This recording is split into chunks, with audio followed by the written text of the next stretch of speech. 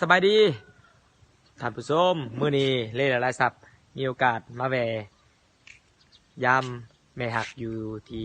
บ้านนาดีคำปะหลายอำเภอบ้านใหญ่เนาะจังหวัดมุกดาหารเนาะพอดีมาเวียกอยู่ประเทศไทยเนาะมาเวียกก็เลยมีโอกาสมาเยี่ยมยามเพิ่นเขาบ่ได้มาหาเพิ่นก็4-5 ปีแล้วเนาะอันนี้แม่นที่คอยยืนนี่แม่นอยู่บ้านนาดีโคกสวัสดิ์เนาะอันนี้แม่นสนามฟุตซอลเนาะอันนี้ก็เป็นซีเมนต์เป็นแบบบ้านเขาเกินศาลาบ้านนะเนาะแบบของการบ้านของการยังไงแหละเนาะอันนี้เป็นสนามฟุตซอลของบ้านเขาเนาะเบิ่งเขาว่างามสำหรับเนาะแต่จะน้อยเฮาสิพาไปเก็บภาพบรรยากาศว่าการใช้ชีวิตของคนเขตนี้สิคือกับบ้านฮาบอเนาะคนละประเทศมันสิคือกันบ่ใช้ชีวิต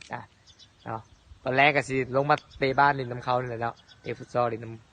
ไอ้หมูคูนี่แหละเนาะกับผู้จักหลายคนอยู่เนาะโอเคบัดนี้เต้ไล่ซับสีผ้าทานผู้ชมให้เราเบิ่งบ้านนาดีโคกสวัสดิ์อำเภอบ้านใหญ่เนี่ยมันเป็นอะไรเนาะที่จังหวัดมุกดาหารประเทศไทยเนาะเดี๋ยวเราจะขี่รถกันนี้ลงไปเลยเนาะเอาไปกันเลยบัดนี้โอเคไป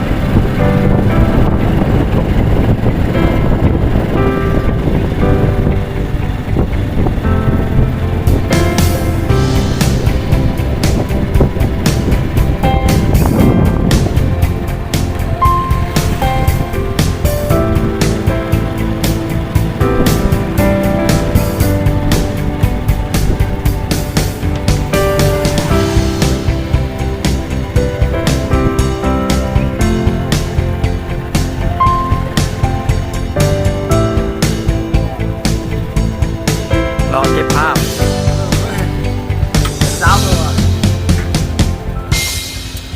ช่อง YouTube เด้อยู่